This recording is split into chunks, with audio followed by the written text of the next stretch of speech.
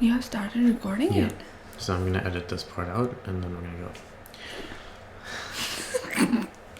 Boom! What is up, guys? So today I'm going to be showing Molly how to be backtesting no-nonsense Forex way. Today we have our system here that's coming from last week. We made some adjustments and we're going to be backtesting on 5 pairs, which are benchmark pairs that VP talks about.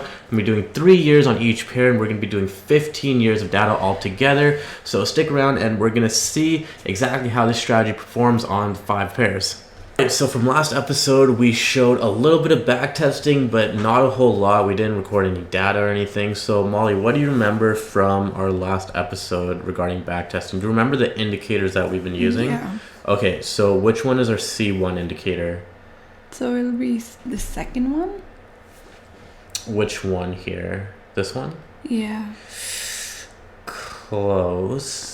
This is our C1. So this is our vortex indicator, which is our C1 or a confirmation 1 indicator. Alright. 2-line cross. Do you remember what our C2 or confirmation 2 indicator was? I think this one. This was the third one, no? So this here is our Rex oscillator, which is our exit indicator. Mm-hmm. The C2 is our coral indicator, which is this thick line here that runs with the chart, that shifts between blue and red. So that's our confirmation 2 indicator. The Damiani is our volume indicator, which is the third one. We have our moving average, which is the Kama moving average with the ATR bands. And then we also have our Rex indicator, which is our final indicator. That's our exit indicator. So we're going to be using all of these indicators to figure out where we're going to be placing our trades. And then we're going to go from there. So we're going to go back to September 2019, which is where we are right now. And we're basically just going to look to see where we are now. I don't take into factor news events in my back testing.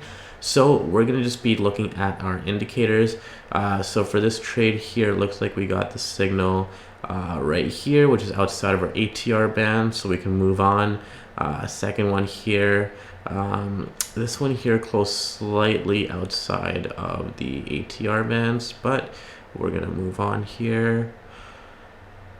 Yep, this candle here closed outside the ATR bands, which I find is a really big filter here, just the ATR bands alone.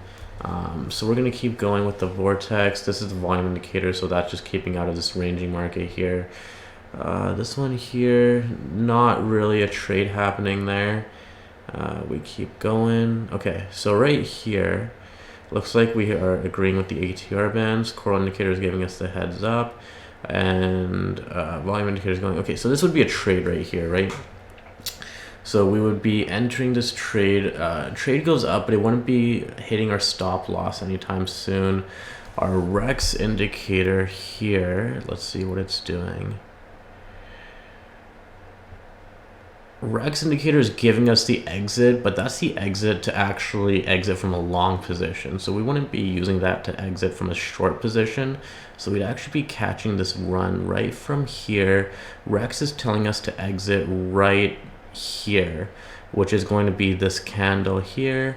And so if we were to take a look at this, we could see, yeah, that's about a 10 pip difference. So very, very small win, about 20 pips here.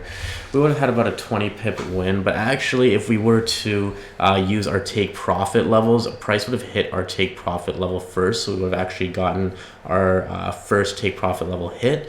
And then our second trade would have exited right here when the Rex told us to do so. So what we're going to do is we're just going to record this into our system.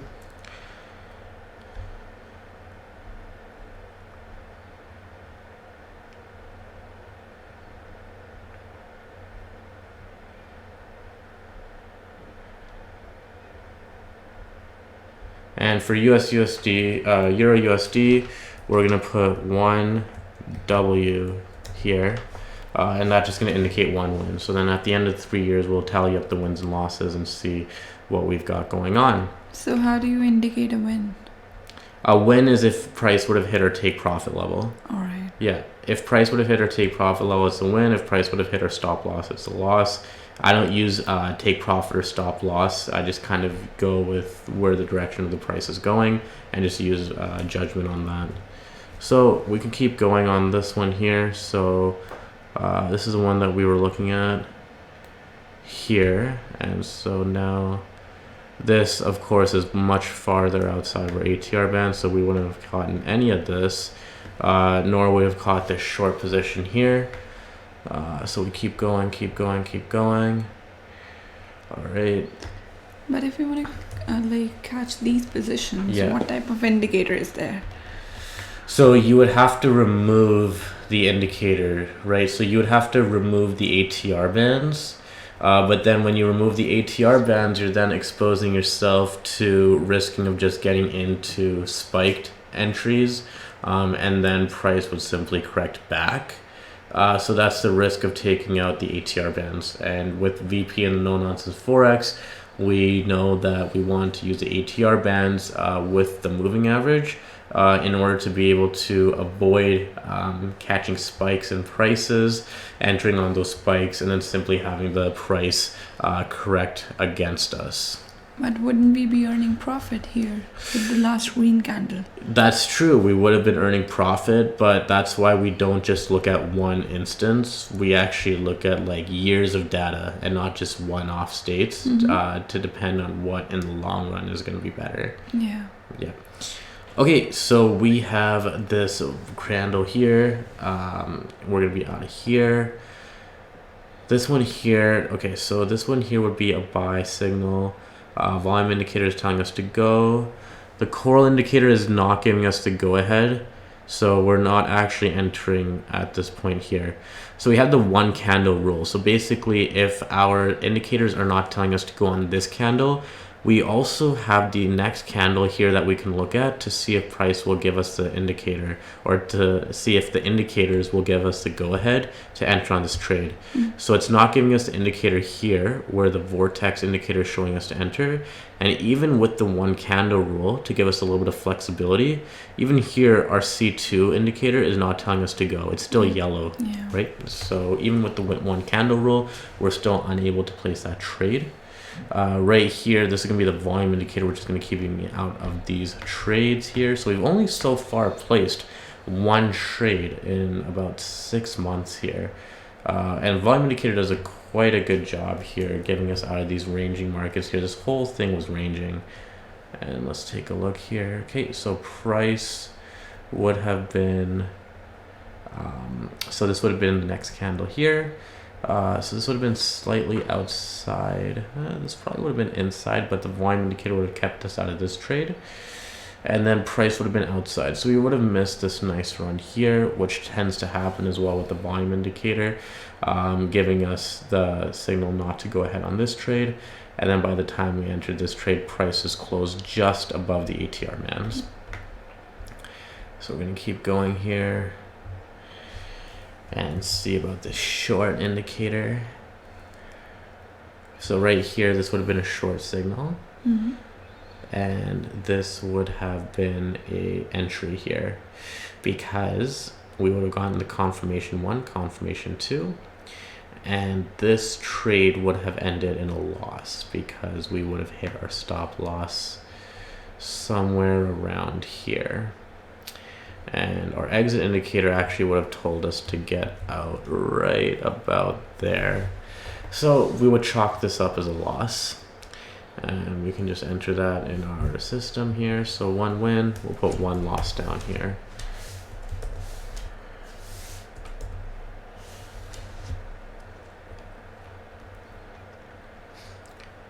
Okay, and now we can keep going.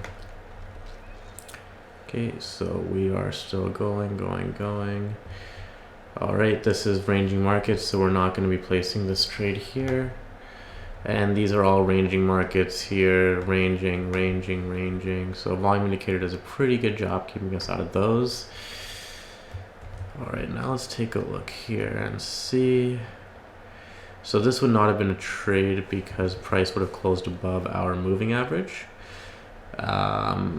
This here would have been a long position with the C1. C2 says yes, price is closing between the moving average and the ATR band, and volume indicator says yes. So this would have actually been a nice win, And the exit indicator would have gotten us out right here.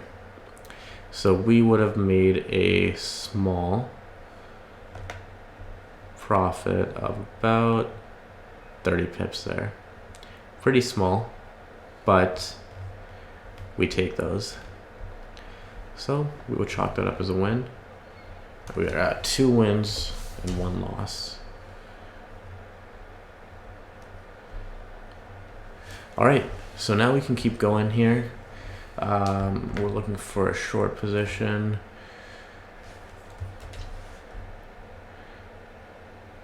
Don't get it.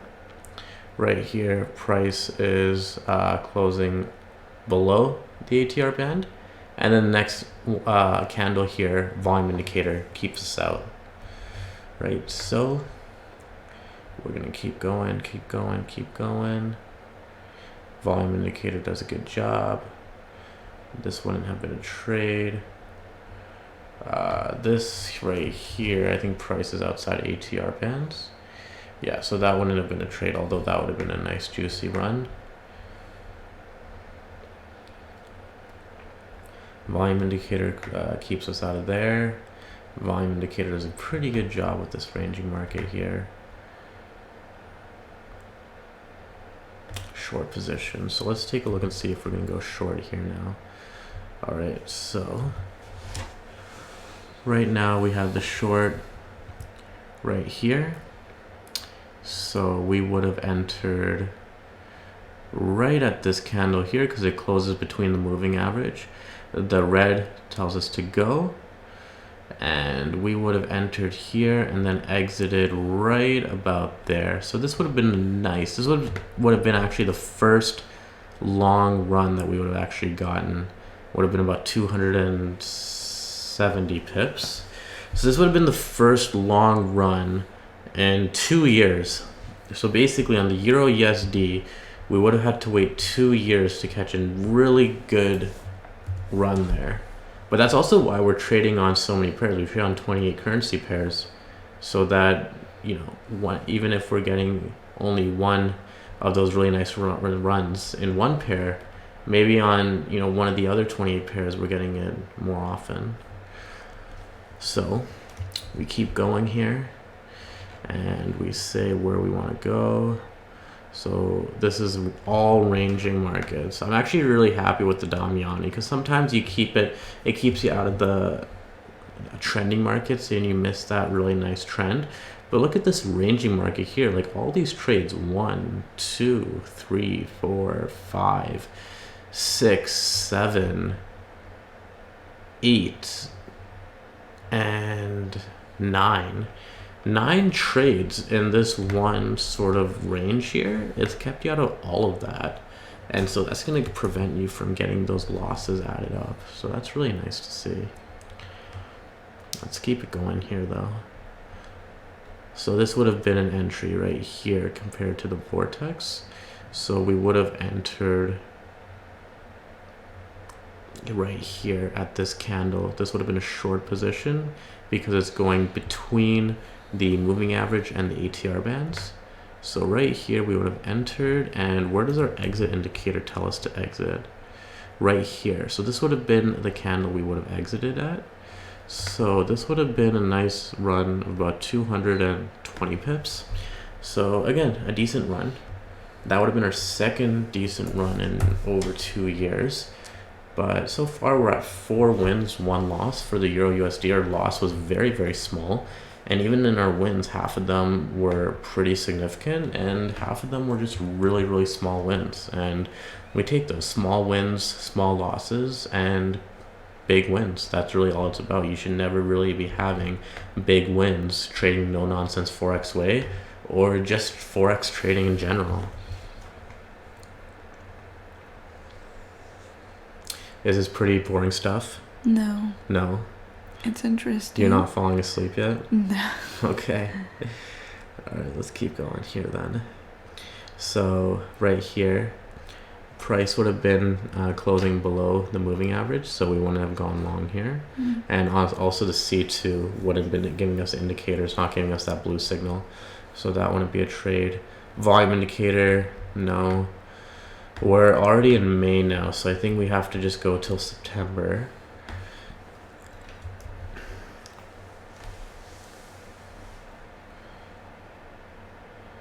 This would have been a trade.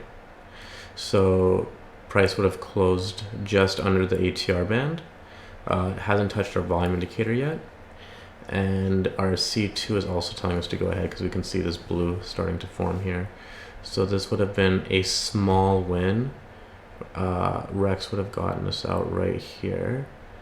So this would be only about 140 pips, but that would have been another win there.